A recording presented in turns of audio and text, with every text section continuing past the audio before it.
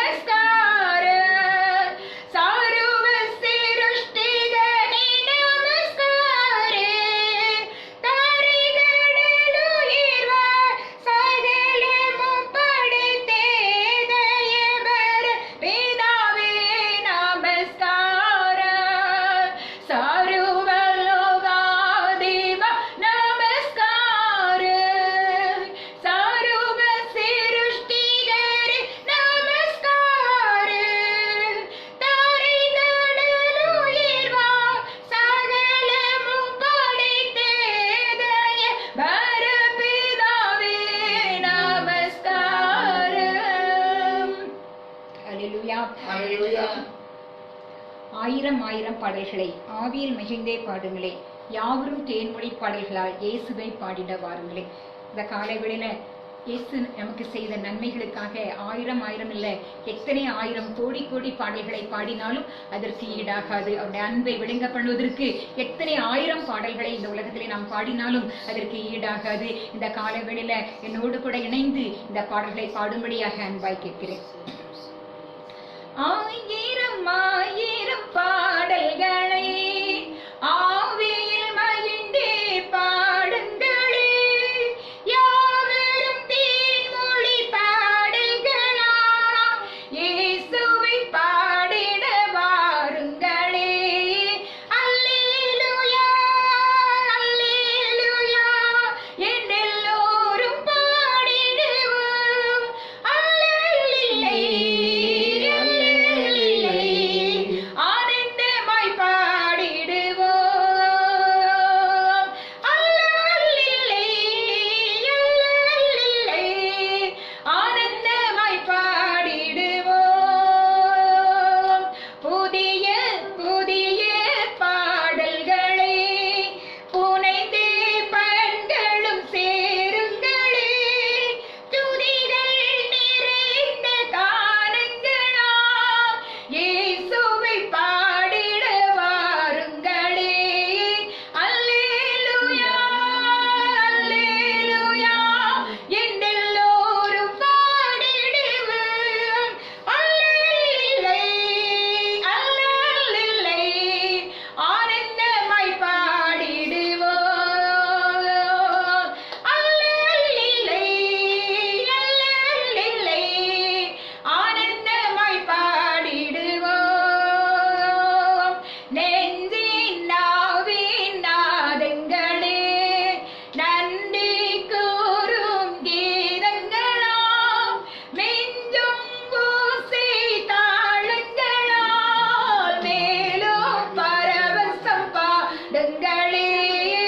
அல்லேலூயா அல்லேலூயா என்றெல்லோரும் பாடிடுவோம். அல்லேலூயா ஆனந்தமாய் பாடிடுவோம். அல்லேலூயா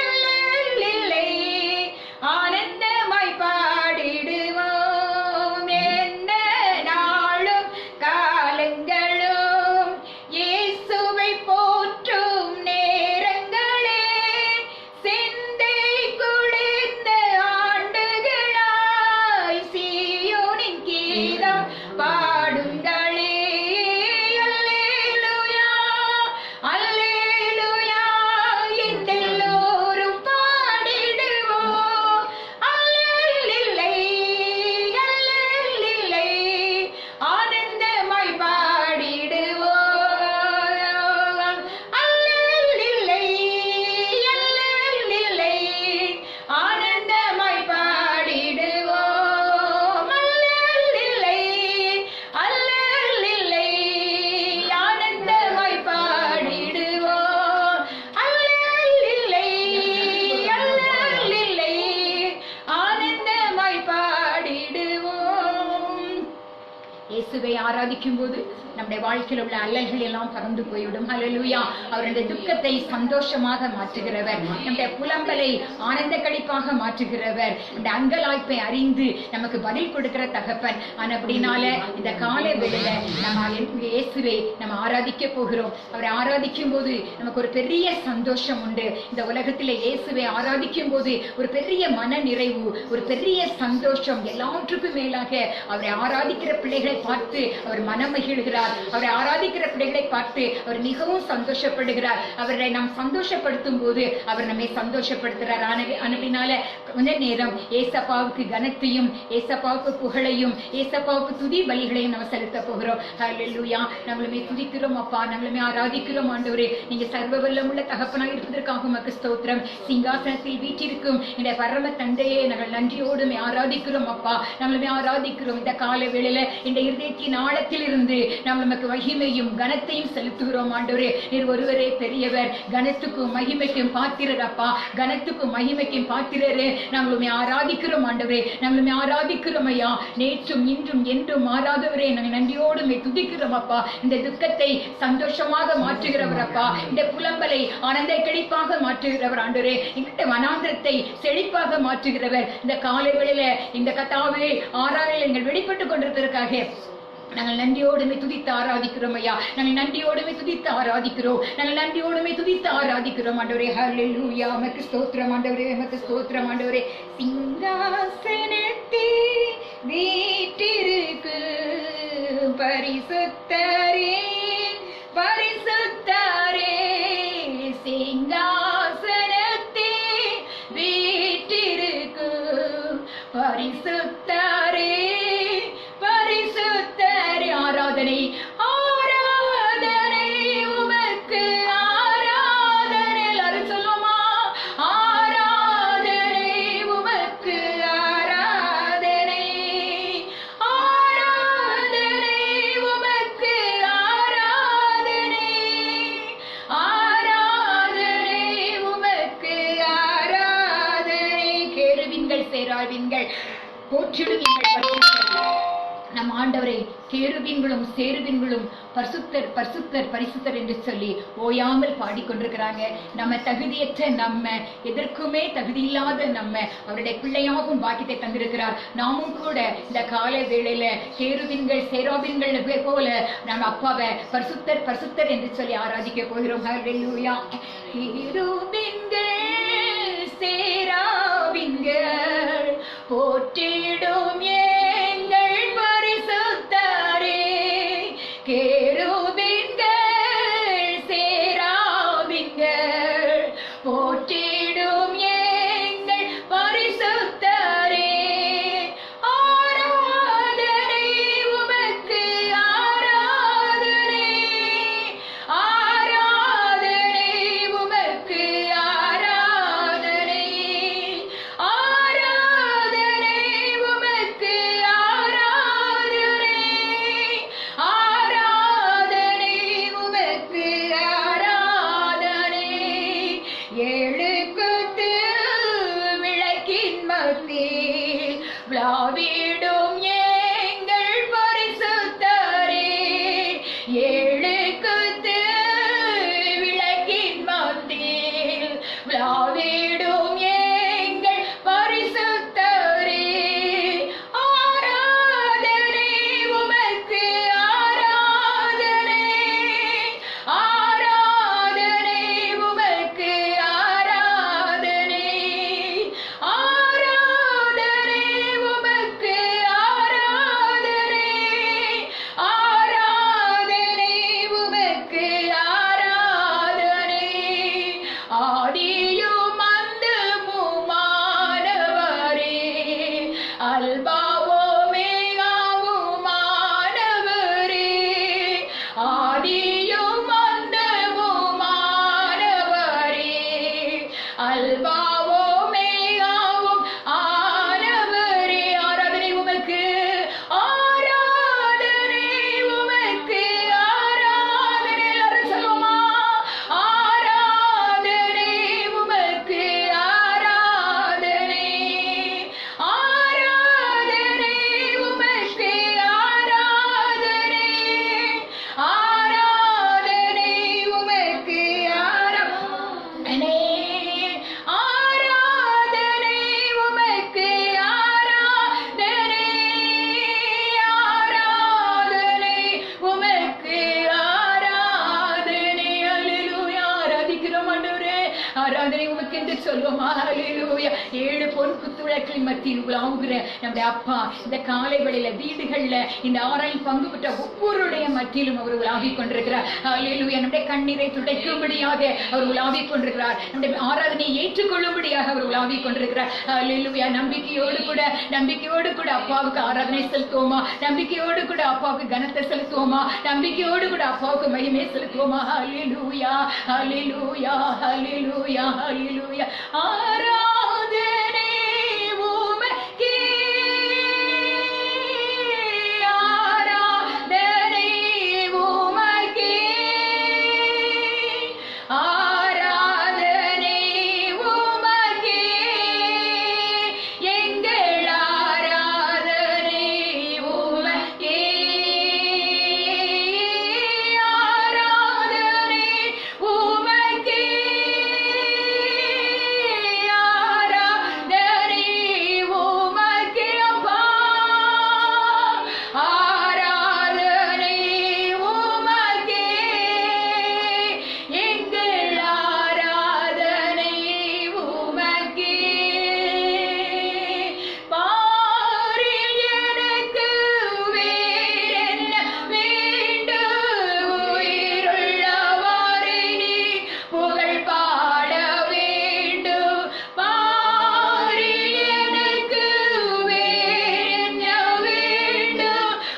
உயிருள்ளவரை நீ புகழ் பாட வேண்டும் தூயாதி தூயவரே உமது புகழை நான் பாடுவேன் தூயாதி தூயவரே உமது புகழை பாரி எனக்கு வேறு என்ன வேண்டும் உயிருள்ள வரை நீ புகழ் பாட வேண்டும் இந்த உலகத்தில ஏசப்பா நமக்கு செய்த எல்லா நன்மைகளுக்காக நம் உயிரோடு இருக்கும் வரை அவருடைய புகழை பாடிக்கொண்டே இருக்க வேண்டும் அருமையான தேவனுடைய பிள்ளைகளே பாரி எனக்கு வேறு என்ன வேண்டும் உயிருள்ள வரை நீ புகழ் பாட வேண்டும் என்று சொல்லி பக்தன் பாடியிருக்கிறார் நாமும் இந்த காலை வேளையில அப்பாட்ட சொல்லுவோமா அப்பா என்று ஜீவன் இந்த சரீரத்தில் இருக்கும் வரை நான் உடைய புகழை பாடிக்கொண்டே இருப்பேன் உண்மை நான் ஆராதித்துக் கொண்டே இருப்பேன் என்று சொல்லுவோமா ஹல்லேலூயா ஹல்லேலூயா பாரில் எனக்கு வேறென்ன வேண்டும் உயிருள்ளவரை நீ புகழ் பாட வேண்டும் பாரில் எனக்கு வேறென்ன வேண்டும் உயிருள்ளவரை நீ புகழ் பாட வேண்டும் தூயாதி தூயவரே உமது புகழை நான் பாடுவேன் தூயாதி தூயவரே உமது புகழை நான் பாடுவேன் அல்லேலூயா அல்லேலூயா அப்பா நம்முடைய புகழை பாடும்படியாய் கடந்து வந்திருக்கிறோம் ஆண்டவரே நாங்களுடைய துதிக்கிற இந்த துதிகளை நீங்க ஏற்றுக்கொள்ளுங்க அப்பா நாங்கள் ஆராதிக்கிற எங்கள் ஆராதனை நீங்கள் கர்த்தாவே சுகந்த வாசனையாக ஏற்றுக்கொள்ளும்படியாக உடைய சமூகத்துல நாங்கள் கேட்கிறோம் ஏற்றுக்கொள்வீராக அப்பா ஹல்லேலூயா ஹல்லேலூயா உமக்கு ஸ்தோத்திரம் ஆண்டவரே என் ஆயுள் முடியும் வரை என் ஜீவன் பிரியும் வரை என் சுவாசம் முடியும் வரை உம்மையே ஆராதிப்பேன் எல்லாரும் சொல்லுவோமா உம்மையே ஆராதிப்பேன் உம்மையே ஆராதிப்பேன் உம்மை ஆராதிப்பேன் உம்மை ஆராதிப்பேன் உம்மை ஆராதிப்பேன் உம்மை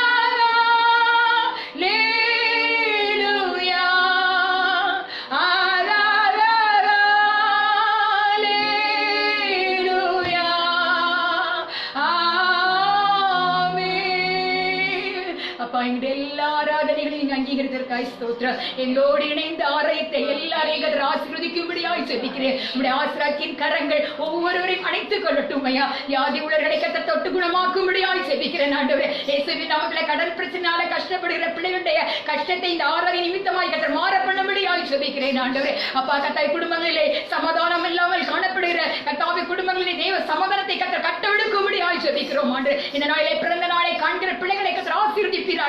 திருமண நாட்களை காண்கிற பிள்ளைகளை கர்த்தர் ஆசீர்வதிக்கும்படியாய் ஜெபிக்கிறோம். எல்லாருடைய குடும்பத்திலும் தேவ சமாதானம், தேவ சந்தோஷம், தேவ கிருபை, தேவ ஆசீர்வாதம் கடந்து வர கர்த்தர் அனுக்கிரகம் செய்யும்படியாய் ஜெபிக்கிறோம். தொடர்ந்து தேவ பிரசன்னத்தினால் நீர் நிரப்பும்படி ஜெபிக்கிறோம். இயேசுவின் மூலம் வேண்டிக் கொள்கிறோம் நல்ல பிதாவே. ஆமென். கர்த்தருடைய பரிசுத்தம் மகிமையுண்டாவதாக. இந்த காலை வேளையிலே உங்களை அனைவரும் நான் பார்ப்பதில் சந்தோஷம் அடைகிறேன். அல்லேலூயா. அவர் நல்லவர், அவர் வல்லவர், அவர் போதுமானவர் என்று வேதம் சொல்லுகிறது. இந்த கால வேளையில் நாம் தியானிக்க முடியாத ஒரு வசனத்தை எடுத்துக்கொள்வோம். அப்போஸ்தலர் நடபடிகள் 2ஆம் அதிகாரம் 46, 47 வசனங்களை வாசிப்போம். அப்போஸ்தலர் நடபடிகள் எல்லாரும் எடுத்துக்கொள்ளுங்கள். வேதம் உங்கள் கையில் இருக்க வேண்டும். 2ஆம் அதிகாரம் 46, 47. அவர்கள் ஒருமனப்பட்டவர்களாய் தேவாலயத்திலே அனுதினமும் தரித்திருந்து வீடுகள் தோறும் அப்பம் விட்டு மகிழ்ச்சியோடும் கபடமில்லாத இதயத்தோடும் போஜனம் பண்ணி தேவனை துதித்து ஜனங்கள் எல்லாரிடத்திலும் தயவு பெற்றிருந்தார்கள். ரட்சிக்கப்படுகிறவர்களை கர்த்தர் அனுதினமும் சபையிலே சேர்த்து கொண்டு வந்தார். ஆமென்.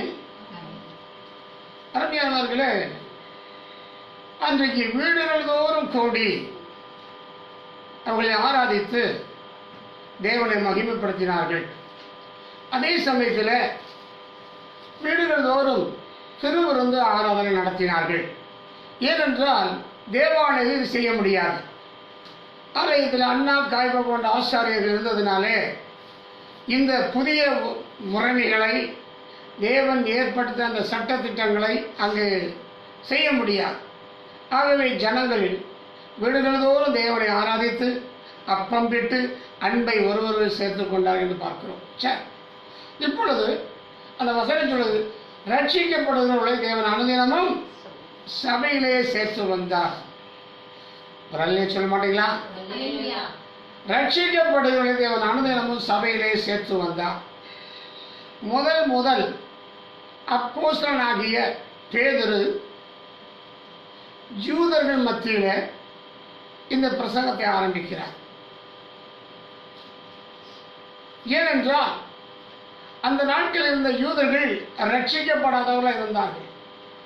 ஆகவே அவர்கள் ரட்சிப்பை வழிநடத்தும்படியாக கர்த்தராகிய இயேசு கிறிஸ்து இந்த உலகத்தில் மனிதனாய் பிறந்து அவர் கலிலேயா நாடு முழுவதும் சுற்றி நடந்து,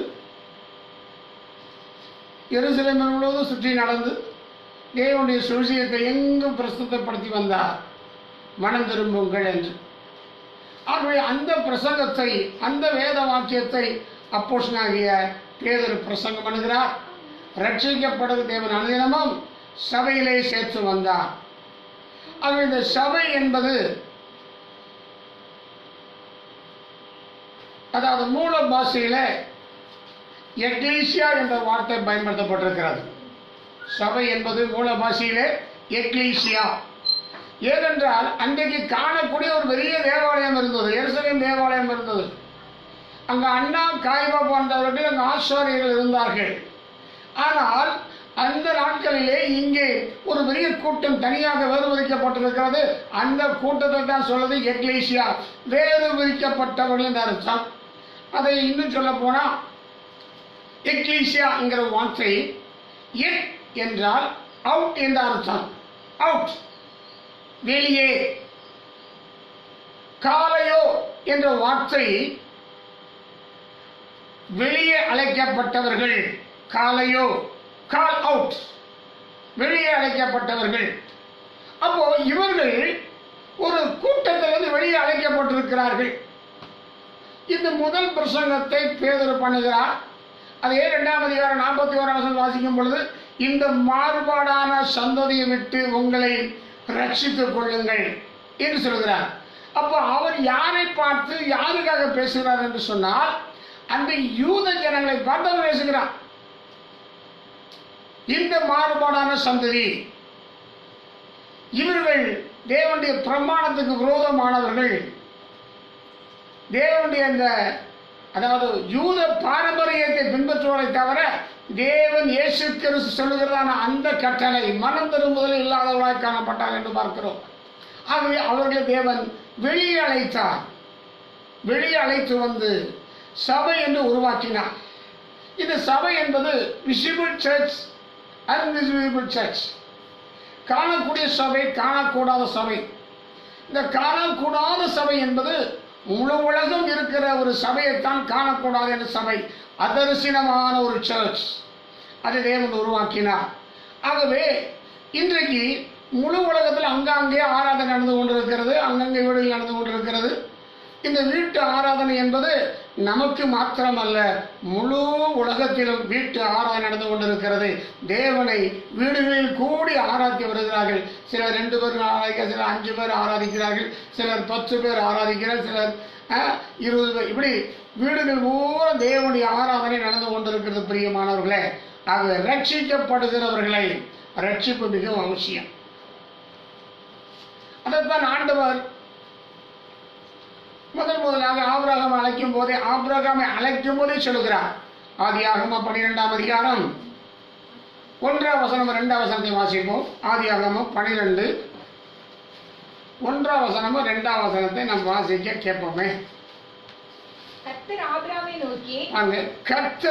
ஆபிரகாமை நோக்கி நீ உன் தேசத்தையும் உன் இனத்தையும் உன் தகப்பனுடைய வீட்டையும் விட்டு புறப்பட்டு நான் உனக்கு காண்பிக்கும் தேசத்துக்கு போ.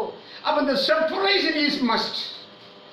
ஆவிக்குரிய வாழ்க்கையில நாம் செப்பரேட் பண்ணப்பட வேண்டிய அவசியமா இருக்கு. இது அன்றைக்கே தேவன் எதிர்பார்த்தார், ஆபிரகாம் எதிர்பார்த்தார். நீ என்ன செய்யணும்? உன் தேசத்தை விடு, லீவ் யுவர் கண்ட்ரி, உன் தேசத்தை விடு என்றார். ஏனென்றால் நீ எனக்காக வேறுபடுத்தப்பட்டிருக்கிறாய். நீ எனக்காக அல்ல, எனக்காக மாத்திரமல்ல, நீ பரலோகராஜ்யத்தின் பிரஜை. நான் உன்னை கானான் கொண்டு போகிறேன், கானான் தேசத்தை கொண்டு போய் சேர்க்க போகிறேன். யூ மஸ்ட் செப்பரேட், நீ தேசத்தை விடணும் என்று சொல்கிறார். இரண்டாவது, லீவ் யுவர் பீப்புள், உன் ஜனங்களை விட்டு வெளியே வர வேண்டும்.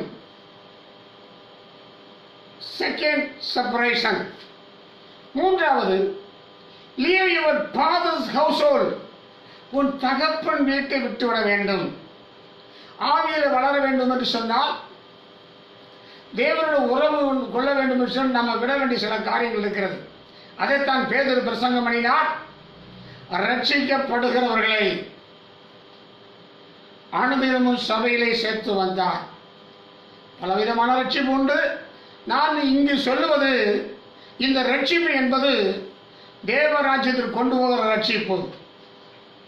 தேவனுடைய ஆசீர்வாதங்களை சுதந்திரிக்க முடியாது, தேவன் ஏற்படுத்த ரட்சிப்பு.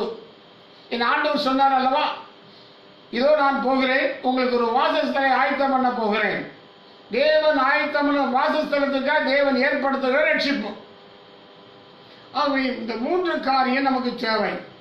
அதான் புதிய ஏற்பாடு நாட்களிலே உலகம், மாம்சம், பிசாஸ், இவர்களும் ஜெயிக்க வேண்டும். அதுதான் ஆபரதனை உலகத்தை, you live your nation, you live your country, உன் தேசத்தை விடு, உலகத்தை விடு.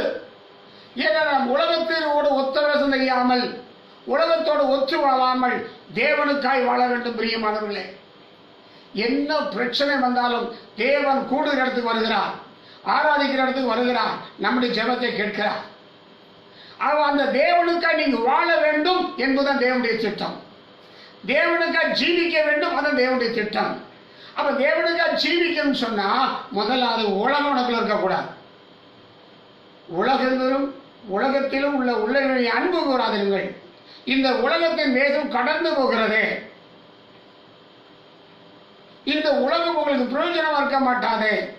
உலகம் நமக்கு உலகம் வரக்கூடாது. இன்னைக்கு சபைக்குள் உலகம் வந்து விட்டது, ஆவிக்குரிய வாழ்க்கையில் உலகம் வந்து விட்டது, பர்சனல் லைஃப்ல உலகம் வந்து விட்டது. ஏனென்றால் நாம் எல்லாத்துக்கும் லீனியண்டா இருக்கிறோம். பரவாயில்ல, மாறிடலாம். இப்படி சொல்லியிருக்கிறோம். அதை தான் கண்டிஷனா சொல்லுகிறார். நீ தேசத்தை விட வேண்டும், நீ உலகத்தை விட வேண்டும். சரி, இரண்டாவது காரியம், லீவ் யுவர் பீப்புள், உன் சனங்களை விடுன்ற. ஆனா கடினமான உபதேசம் தான், கடினமான காரியம்தான். எப்படி சொந்த ஜனத்தை விட முடியும்? கூட பிறந்தவர்கள் எப்படி விட முடியும்? தாய் தகப்பனை எப்படி விட முடியும்? இளமர ஜனங்களை எப்படி விட முடியும்? யோசித்து பாருங்க. ஏன் இதை விட சொல்றாங்கன்னா, உங்களுடைய ஆவிக்குரிய வாழ்க்கை அவர்கள் தடையா இருப்பார்கள், உங்களுடைய ஜெபத்திற்கு தடையா இருப்பார்கள், உங்களுடைய சத்தியத்திற்கு தடையா இருப்பார்கள், தேவனை பின்பற்றி போவது தடையா இருப்பார்கள். அதனால்தான் அவர் சொல்றார், உன்னுடைய ஜனங்களை விடு, உன் வீட்டாரை உன் சத்துரு என்று ஆண்டவர் சொன்னார். நம்முடைய ஜனங்கள் ஆவிக்குரிய வாழ்க்கைக்கு தடையா இருப்பார்கள் பிரியமானவர்களே. அதான் விட சொன்னார். சிலர் ரட்சிக்கப்பட்டு வந்துடுவான், சிலர் இயேசு ஏற்றுக்கொண்டு வந்துடுவாங்க, ஞானத்தானே எடுத்துருவாங்க. ஆனா உலகத்தினுடைய ஆசாபாசங்கள் மூழ்கி கிடப்பார்கள். ஆடுற ஆட்டம் வேஸ்ட், பாடுற பாட்டு வேஸ்ட், சத்தியத்துக்கு நிற்க முடியல. உலகம் ஆட்கொண்டு விடுகிறது. அவருடைய பாசம், தாய் பாசம், தகப்பன் பாசம், சகோதர பாசம் நம்மளை அமைக்கி விடுகிறது. ஆகவே கர்த்தருக்கா நிற்க முடியவில்லை பிரியமானவர்களே. அதுக்கு தான் ஆண்டவர் சொன்னாரு, ஆசீர்வு கோடான் கட்டும் பொழுது நீ நிமிர்ந்து நிற்கும் பழைகளை எடுத்துக்கொள், செய்து கொள்ள. ஸ்டாண்ட் அடிக்கிற சத்தியத்துக்காக, சத்தியத்துக்காக ஸ்டாண்ட் அடிக்கிற பிரியமானவர்களே. உலகத்தில் உள்ள அந்த சடங்காச்சாரங்கள், ஆசாபாசங்கள் வரக்கூடாது பிரியமானவர்களே. கர்த்தருக்கு ஸ்தோத்திரம். இன்றைக்கு அதை தேவனுடைய பிள்ளைகள் மத்தியில் காணப்படுகிறதா? இல்லையே. ரட்சிக்கப்பட்ட பின்பு நமக்கு வேறுபாட்டின் சிவி இல்லையே. ஆக தாயை வெறுக்க சொல்லல, தகப்பனை வெறுக்க சொல்லல, அண்ணன் தம்பி வெறுக்க சொல்லல, எல்லாம் இருக்கட்டும். ஆனால் நீ சத்தியத்துக்கு நிற்க வேண்டும் பிரியமானவர்களே. நீ இயேசுவுக்கு நிற்க வேண்டும். அதைத்தான் தேவன் எதிர்பார்க்கிறார். அதனால நான் சொல்றாரு, உன் வீட்டை விடு, உன் வீட்டை விடு. ஏன் வீட்டில் உள்ளவங்கெல்லாம் ஒரு ஆவிக்கிற வகையில் இடங்களா இருப்பார்கள். அவங்களுக்கு சத்தியத்தை சொல்லு, அன்பு சொல்லு, வேண்டியதெல்லாம் கேட்கறதெல்லாம் கொடு. ஆனால் அவங்க ஆலோசனை உனக்குள்ள வரக்கூடாது. உன் ஆலோசனை அங்க போகணும் பிரியமானவர்களே. அதான் செப்பரேஷன் லைஃப். கர்த்தருக்காய் நிற்பது, கர்த்தருக்காய் நிற்பது. நான் ஒரு இந்து குடும்பத்தை இயேசுவை ஏற்றுக்கொண்டு வந்தேன். ஆண்டவர் அறிந்த பின்பு ஒரு நாளும் என்னுடைய சொந்த பந்த சமூகம் நான் கேட்டதே கிடையாது. நான் சொல்வதை அவர்கள் கேட்பார்களே தவிர அவர்கள் சொல்வதை நான் கேட்டதில்லை. அவர்கள் சொல்வதை நான் கேட்டிருப்பேன் என்று சொன்னால் நான் இன்னும் சர்ப்ரைஸ் லைஃப் இல்லாம அப்படியே அங்கும் இங்கும் ஊசாடி கொண்டிருப்பேன். கர்த்தருக்காக நிற்க முடியாது பிரியமானவர்களே. உன் ஜனத்தை விடு என்று ஆண்டவர் ஆபிரகாம் சொன்னார். மூன்றாவது காரியமாக என்ன சொல்றாரு? Your father's household. உன் தகப்பன் வீட்டை விடு. Leave your father's household and go to the land I will show you. நான் காண்பிக்கும் தேசத்திற்கு நீ போகணும்னா உன்னுடைய தகப்பன் வீட்டை விட வேண்டியது அவசியமா இருக்கிறது. உன்னை கொண்டு தேவன் பெரிய பிளான் வச்சிருக்கிறார். இன்னைக்கு அநேகர் ஆசீர்வதிக்கப்பட முடியலன்னு காரணம்னா தேவ திட்டத்துக்கு ஒத்து வர்றது கிடையாது. You must leave your father's household. அதை விட வேண்டும். அதை விடாவிட்டால் கர்த்தரை ஆசீர்வதிக்க முடியாது. எப்படி ஆசீர்வதிக்க முடியும்? அவருடைய சித்தை நிறைவேற்ற முடியாது. அவருடைய பிளான் வாழ்க்கை நிறைவேறாது. உன்னை கொண்டு தேவனுடைய திட்டங்கள் நிறைய வச்சிருக்கிறார். அதை எப்படி நிறைவேறும்? அதை விடுன்றார். I will show you. நான் காண்பிக்கிறது நீ போ. உன்னை பெரிய ஜாதியா மாற்ற போகிறேன். அல்லேலூயா சொல்லுங்களேன். அல்லேலூயா. என்ன சொல்ற? இதெல்லாம் நீ விட்டு வந்தேன்னா I will make you into the great nation. உன்னை தேசத்துல உன்னை பெரிய மனுஷனாக வைப்பேன். ஆமென். கிரேட். I will உன்னை பெரிய ஜாதியாக்கி, பெரிய ஜாதி. பாத்தீங்களா? உன்னை பெரிய ஜாதியா மாத்த போற. நீ எதை விட போற? உன் ஜனங்களை விட போற. உன்னுடைய சொந்தத்தை விட போற. கர்த்தருக்காய் வேறு பறிக்கப்பட்டு வர இப்பொழுது கர்த்தருடைய பெரிய ஜாதியா மாற்ற போகிறார். பாருங்க, ஆபிரகாமுடைய சகோதரர்கள் யாரு? ஆரான், நாகோர், ஆபிரகாம். இது 3 பேர் சகோதரர்கள். அந்த 3 பேர் சகோதரர்ல ஆரான் மறைத்து போனான். அவனுடைய பிள்ளை லோத்து ஆபிரகாமுடைய வருகிறான். நாகோரோ அவன் திருமணமாய் தனியா போயிட்டான். ஆனால் ஆபிரகாம் செப்பரேட் ஆகுறான். நாகோர் பேர் வரல, ஆறாம் பேர் வரல. ஆனால் ஆபிரகாம் பேர் இன்றைக்கு வரைக்கும் நிலைக்கிறது பிரியமானவர்களே.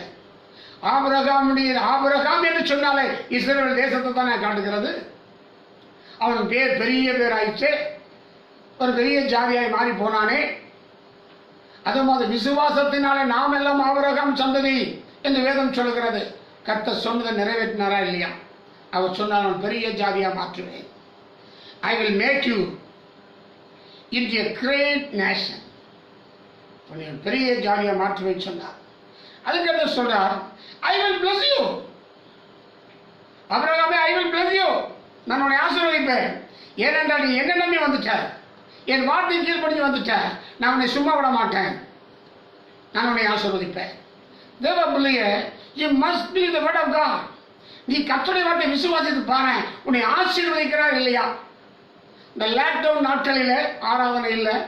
இது 10வது ஆராதனை. ஒரு வாரம் 2 வாரம் 10 வாரங்களாச்சு ஆலயத்தை திறந்து ஆலயத்துக்குள்ள போய் ஆராதிச்சு.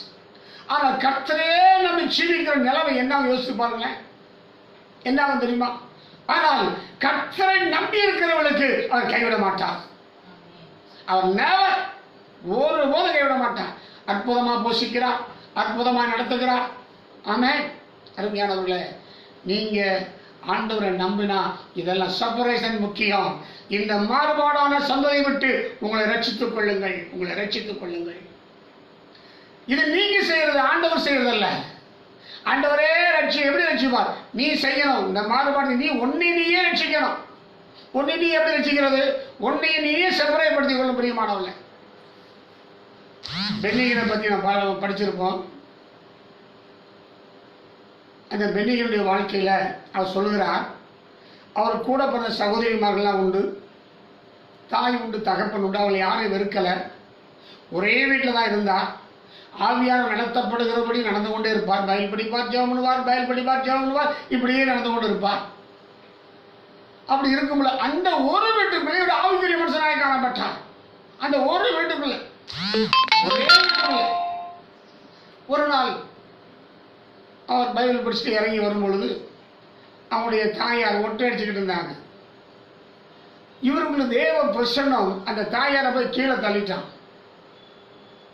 The presence of God. இன்னொரு சமயத்தில் அவருடைய சகோதரி வீட்டை கிளீன் பண்ணிக்கிட்டு இருந்தாங்க. இவர் இறங்கி வரும் பொழுது அந்த பிரசன்னம் அந்த அம்மா அவருடைய சகத்தோட போய் தள்ளிச்சான். காரணம் என்ன? அதான் presence of God. தேவனுடைய செப்பரேஷன் லைஃப் பிரியமான. அதுக்காக அவர்கள் ரசிக்கப்படாமல் போயிட்டாங்களா? அவர் ஜெபம் பண்ணார்கள். ஒரு நாள் அவருடைய தகப்பன் ரசிக்கப்பட்டார். எப்படி? ஒரு கூட்டத்தில் அவர் பேசிக் கொண்டிருக்கிறார். அந்த கூட்டத்திற்கு தகப்பன் வந்திருக்கிறார். ஏற்கனவே ஒரு திக்குவாய். இவர் எப்படி பேசுவார் எல்லாருக்கும் ஒரு பெரிய கேள்விக்குறி. அப்பொழுது மேடையில் இந்த பிரசங்கம் பண்ணி கொண்டு இருக்கும் பொழுது அவர் தகப்பன் அந்த கூட்டத்தில் அமர்ந்திருக்கிறார். திக்கி திக்கி பேசுற, திக்காம சரளமா பேசுகிறானே எப்படி? தகப்பனார் ஒப்பு கொடுத்தார், ஆண்டவரை ஏற்றுக்கொண்டார். பிரியமானவர்களே, நீங்க கர்த்தருடைய காரியத்தில் உண்மையா இருந்தால் உங்க குடும்பம் ரட்சிக்கப்படும். ஆனா நீங்க கர்த்தருடைய காரியத்தில் உண்மையா இல்லை, உங்க குடும்பம் ரட்சிக்கப்படவே படாது. இன்னைக்கு அனைவரும் அப்படித்தான். ரட்சிக்கப்படாத ஜனங்களுடைய ஆலோசனையை கேட்டு கேட்டு கேட்டு கேட்டு வாழ்க்கை இன்னைக்கு சரியில்லைங்க.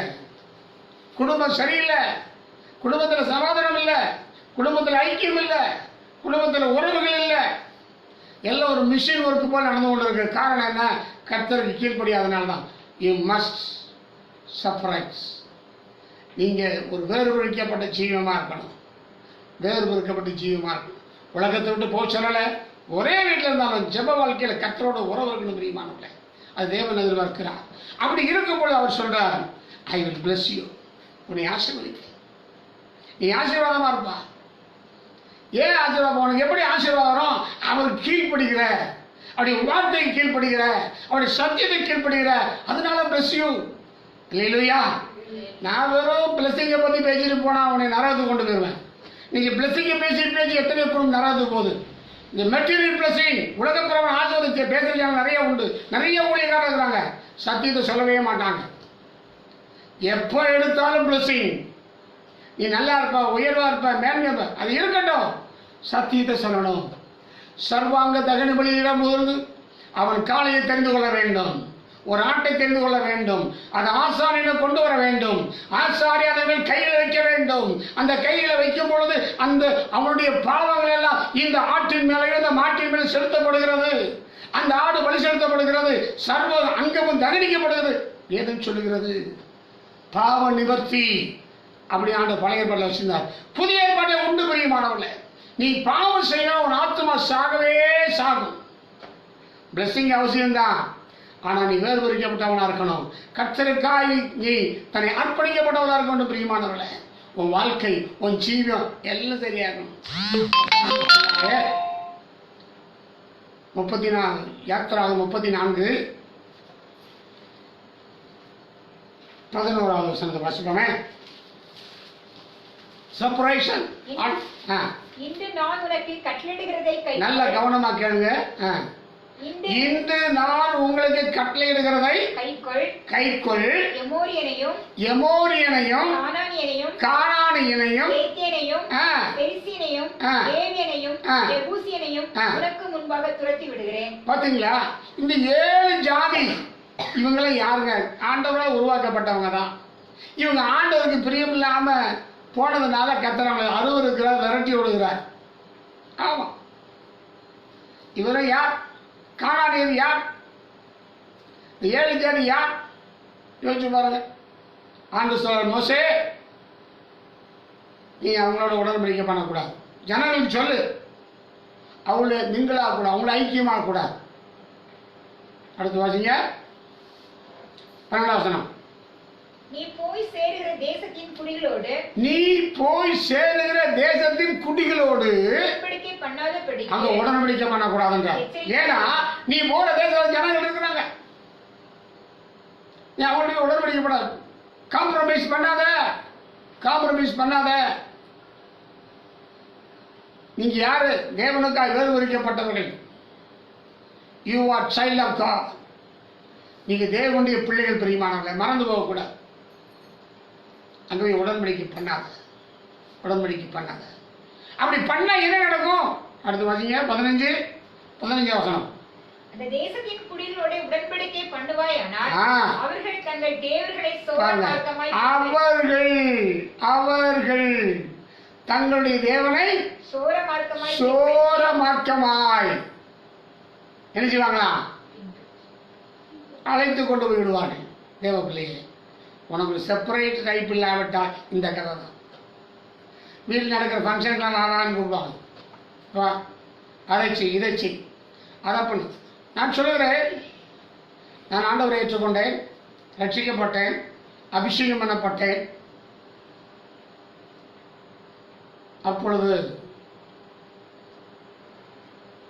எங்கள் குடும்பத்தில் ஒரு சம்பவம், அதுக்கு நான் செய்ய வேண்டியதாக இருந்தது. ஏன் இந்த காணொலி இதெல்லாம் சொன்னீங்க? பலர் பார்ப்பார்கள், பலர் கேட்பார்கள். அவர்களெல்லாம் வாழ்க்கையில் மாற்றங்கள் அடைய வேண்டும் என்பதற்காக சொல்லுகிறேன். எந்த தலையிடல. ஏன்னா யூ ஆர் ஏ செப்பரேட்டர். உன்னை சுத்திகரித்துக்கள், பரிசுத்தமாக காத்துக்கள் என்று வேதம் சொல்லுகிறது. இன்னைக்கு பாருங்க, ஏன் யூதரை விட்டு வெளியே வந்து உங்களை ரட்சிக்கப்படும் அவர் சொன்னார். இந்த மாறுபாடான சந்தையில் உங்களை ரட்சித்துக் கொள்ளுங்கள். நம்மெல்லாம் எங்கேருந்து வந்திருக்கோம்? இந்துவிலிருந்து வந்திருக்கிறோம். சில சிஎஸ்சிலேருந்து வந்திருப்போம், சில ஆர்ட்ஸ்லேருந்து வந்திருப்பாங்க, சில லிட்ரலேருந்து வந்திருப்பாங்க. வந்த பிறகு மறுபடியும் அதுக்குள்ளேயே போவாங்க. அந்த சலனாச்சாரம், அந்த பாகுபாடு, அந்த ஒழுங்கு என்னதான் பண்ணிட்டு இருப்பாங்க. நாம் அபிஷேகம் பண்ணப்பட்டவர்கள், தேவனால் வேறுபடுத்தப்பட்டவர் மறந்துடக்கூடாது. எக்லீசியா என்ற வார்த்தை பயன்படுத்தப்பட்டிருக்கிறது. வெளியே அழைக்கப்பட்டவர்கள், கால் அவுட், வெளியே அழைக்கப்பட்டவர்கள் பிரியமானவர்களே. ஆகவேதான் ஆண்டவர் இந்த நியாயப்பிரமாணத்தை கொடுக்கும் பொழுது அவர் சொல்லுகிறார், அந்த ஜாதிகளோடு கலவாது இருப்பாயாக. அதனால் என்ன நடக்குமா? 15 என்ன நடக்கும்? தேசத்தின் குடிகளோட உடன்படிக்கை பண்ணுவாயானால் அவர்கள் தங்கள் தேவர்களை சோகர மார்க்கமாய் பின்பற்றி அவருடைய தேவர்களுக்கு பலியிடுவார்கள். ஒருவன் உன்னை அழைக்கே, நீ போய் அவன் பலியிட்டதிலே புசிப்பார். அதுதான் என்ன ஆவதில் வாசிக்கும் போது 25ஆம் வாசிக்கும் பொழுது அந்த ஜனங்கள் அதை தான் பண்ணாங்க. அந்த என்னது என்ன 24,000 பேர்களை சங்கரிக்கப்பட்டாங்க பார்க்கிறோம் பிரியமானவர்கள். 24,000 பேர் அவர்கள் பலிகளை பங்கு பெற்று பண்டிகை கொண்டாடி விருந்து உண்டு தவறுகளை பண்ணி தேவ சாபத்துக்கு உள்ளாகனான்னு வேதம் சொல்லுகிறது. ஆகவே நாம் பரிசுத்தவான்கள், பரிசுத்த ஜாதி, பரிசுத்த கூட்டம், தேவர்களால் வேறுபடுத்தப்பட்டவர்கள், தேவனுடைய பிள்ளைகள் என்றால் நாம் அதிகாரம் தந்திருக்கிறார் பிரியமானவர்களே. எக்லீசியாங்கிற வார்த்தைக்கு இவ்வளவு அர்த்தங்கள் அடங்கியிருக்கிறது பிரியமானவர்களே. ஆண்டவர் நம்மளை வேறுபடுத்தி வைத்திருக்கிறார். ஆகவே ரட்சிக்கப்பட்ட தேவனானது சபையிலேயே சேர்த்து வந்தார். இந்த சபை என்பது உலகம் முழுவதும் இருக்கிற சபை, இன்விசிபிள் சர்ச். உலகம் முழுவதும் இருக்கிறார்கள். தேவன் அங்காங்கே செய்து வைத்துக் கொண்டே இருக்கிறார். நீங்களும் அந்த கூட்டத்தில் ஒருவராக இருக்க தேவன் எதிர்பார்க்கிறார். அவருக்கு வைராக்கியம் நிற்பம் பிரியமானவர்களே. இன்னும் எத்தனையோ காரியம் அவருக்கு வைராக்கியம் நிற்க வேண்டிய காரியம் நிறைய இருக்கிறது. ஏகப்பட்ட காரியத்தை வைத்திருக்கிறார் பிரியமானவர்களே. எரேமியா தீர்க்கதரிசி பல முறை ஆண்டவர் பேசுகிறார், பல முறை பேசுகிறார். ஆனால் யாருமே செவி கொடுக்கல, யாருமே கடைசியான ராஜா யாரு? அவனுடைய வாழ்க்கையில பாருங்களேன். அவன் கண்கள் பிடுங்கப்பட்டு அவனுடைய பிள்ளைகளை அவனுக்கு முன்னாகவே வெட்டி கொண்டார்கள். பிரபுக்கள் குலமெல்லாம் வெட்டி கொல்லப்பட்டார்கள். காரணம் என்ன? சிதைக்கியாவின் நாட்களில் எவ்வளவு பெரிய காரணம். சிதைக்கியாவுக்கு சொன்னா அவன் கேட்கல, கெதலியாவுக்கு சொன்னா அவனும் கேட்கல. மறுபடியும் தேவனுக்கு கோபம் உண்டினார்கள், தேவனுக்கு ரோமம் செய்தார்கள் வேதம் சொல்லுகிறது. தேவ பிள்ளைய செப்பரேஷன் வேணும். நமக்கு ஒரு வேறுபடுபட்ட ஜீவன் நமக்கு வேணும். ஜெப வாழ்க்கையில வேதம் வாசிக்கிறதில்ல, நேரத்தை ஒழுங்கா செலவழிங்க பிரியமானவர்களே. ஒரு நாளைக்கு குறைஞ்சது 5 அதிகமாக படிங்க. 1 மணி நேரமாவது ஜெபம் பண்ணுங்க. உங்க வாழ்க்கை ஆசீர்வதிக்கப்படும். கர்த்தர் உங்களை ஆசீர்வதிப்பார். God bless you. ஜெபம் பண்ணுவோம். எங்களை நேசிக்கிற நல்ல பிதாவே, அருமையான வேலை காத்துரைக்கிறோம். இந்த வேத வாக்கியத்தை கேட்டுக்கொண்டிருந்த ஒவ்வொரு பிள்ளைகள் வாழ்க்கையில் அற்புதங்களை செய்வீராக, அதிசயங்களை பண்ணுவீராக, ஆச்சரியமான காரியங்களை செய்வீராக. உமக்கா நிற்கும் பொழுது அவளை உயர்த்தி ஒரு பெரிய ஜாதியாக மாற்றுவதற்காக ஸ்தோத்திரம். அவள் வேறுபடுத்தப்பட்டவர், வெளியே அழைக்கப்பட்டவர்கள் சபையில சேர்த்து வருவதற்காக நன்றி. ஆண்டவரே, உங்களுடைய நாமத்தில் ஆசீர்வதிக்கிறேன். ஆண்டவரே, சத்தியத்தில் உண்மை இல்லாதவர்கள் ஒரு வேலையை பார்க்கிறதுனாலையோ கேட்கிறதுனாலையோ இனிமேல சத்தியத்துக்கு உண்மையாக வாழ கத்தர் உதவி செய்ய சொல்லிக்கிறேன். இயேசுவின் நாமத்தில் நல்ல பிதாவே, நம்முடைய கர்த்தராகிய கிருபையும் பிதாவாகிய அன்பும் பரிசுத்தாவின் ஐக்கியமும் பாதுகாப்பும் சந்தோஷம் சமாதானம் கர்த்தர் வருகை மட்டும் தங்கியிருப்பதாக. ஆமென். God bless you.